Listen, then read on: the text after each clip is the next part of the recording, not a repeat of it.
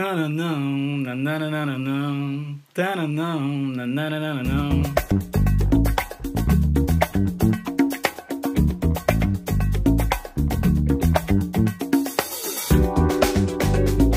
c'est Johari, j'ai 25 ans, je suis originaire de Nancy, ça fait maintenant un peu plus d'1 an que je suis à Paris. Je suis passionné par l'écosystème entrepreneurial, les startups et la tech, et la musique électronique, et actuellement je fais du gros hacking dans une boîte qui s'appelle Germinal.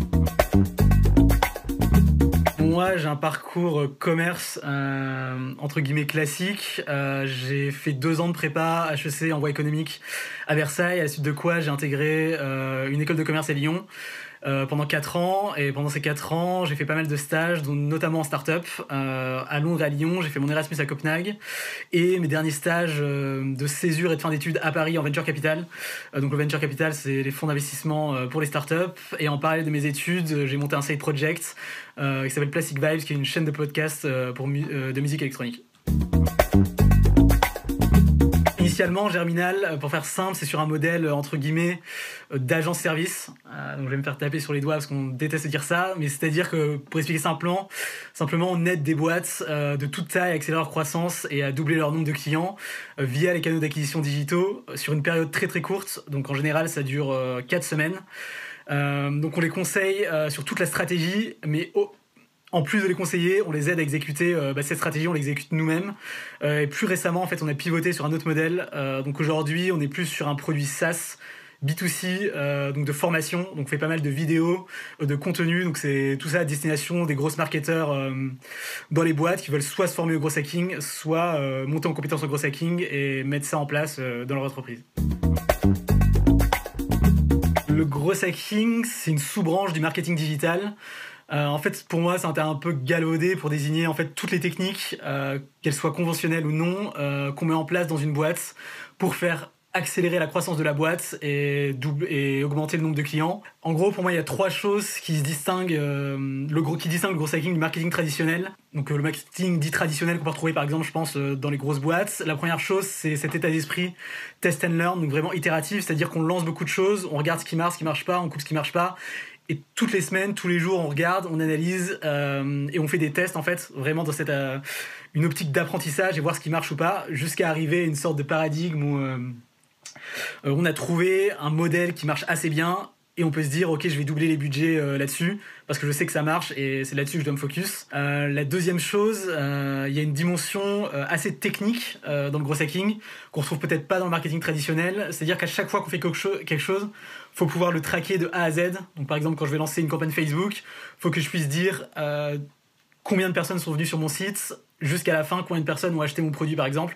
On va vraiment pouvoir traquer tout ça et ça demande quelles compétences techniques à mettre en place. Et la troisième chose, il y a vraiment une dimension, je pense, plus créative que dans le marketing, dans le sens où on va explorer beaucoup plus de canaux. Donc par exemple, dans la régie publicitaire, on va pas que faire les canaux traditionnels, donc Facebook, LinkedIn, Google, mais on va aller beaucoup plus loin, tester par exemple Snapchat, Pinterest, TikTok et beaucoup de choses qu'on pourrait pas trouver ailleurs dans le marketing traditionnel, je dirais. Je dirais, c'est voir qu'on a vraiment un impact en fait sur la croissance directe de l'entreprise. Il y a vraiment cette vision, on a une vision directe sur les chiffres, les retours sur investissement de tout ce qu'on fait, et donc vraiment voir qu'on a un impact. Après, au-delà de ça, chez Germinal, ce qui est très très cool quand tu fais du gros hacking, c'est que tu apprends énormément de choses au quotidien. Je considère en vrai, 6 mois chez Germinal, ça peut être équivalent à quasiment le double autre part. Surtout quand tu commences en junior, vraiment la courbe d'apprentissage est vraiment très très raide. Et au-delà de ça, ce qui est cool dans ce modèle où tu vois de services, où tu vois plusieurs boîtes différentes, c'est voir plein de business différents, que ce soit en termes de secteur, de business model, de stade de maturité, etc. Donc je trouve ça hyper enrichissant intellectuellement pour le coup. En vrai, il n'y a pas grand-chose, mais peut-être que parfois on pourrait dire que c'est assez répétitif, parce qu'on va toujours plus ou moins mener un peu les mêmes actions pour nos clients. Mais le fait que ce soit pour des clients différents, c'est toujours les mêmes actions, mais il va toujours avoir une différence, même si on va mettre en place les mêmes choses, par exemple, faire de la pub sur Facebook, sur Google, etc. C'est toujours bien distinct selon le client, donc finalement cet aspect répétitif, on l'a moins, mais c'est quand même, oui, les tâches sont quand même assez similaires généralement d'un client à un autre. Alors j'avoue que je connais pas trop les formations. Je sais qu'à Paris, il y a une école qui s'appelle Rocket School, qui forme particulièrement, je crois, à ce métier. Sinon, j'imagine que toutes les formations de marketing digital, elles peuvent être utiles pour du gros hacking, parce que le gros hacking, c'est une sous-branche du marketing digital. Les écoles de commerce aussi, je pense que ça peut être une bonne voie. Enfin, aujourd'hui, on a de plus en plus de gros hackers en fait, qui sortent d'écoles de commerce. Donc je pense qu'il y a quelque chose à faire de ce côté-là. Mais sinon, non, j'ai pas d'idée de formation précise pour faire du gros hacking, pour se former au gros hacking d'école précise. Ça paye bien. Honnêtement, je sais pas trop. Moi, j'ai commencé gros hacking, ça fait 6 mois que j'y suis. Chez Germinal, je dirais que c'est assez particulier parce que quand t'es junior, tout le monde gagne la même chose, quel que soit ton background.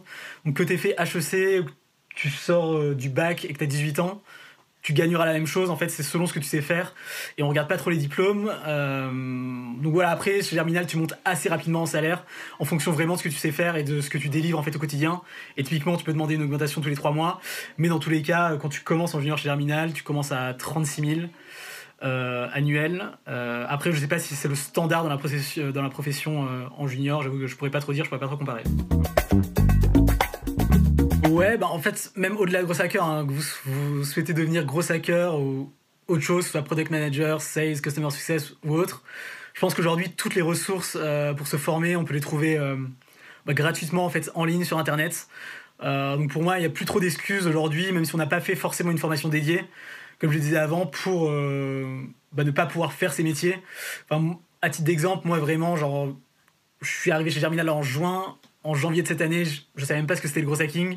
Et c'est vraiment pendant le confinement où je me suis formé pendant 1 mois et demi tout seul et j'ai trouvé tout ce qu'il me fallait sur Internet.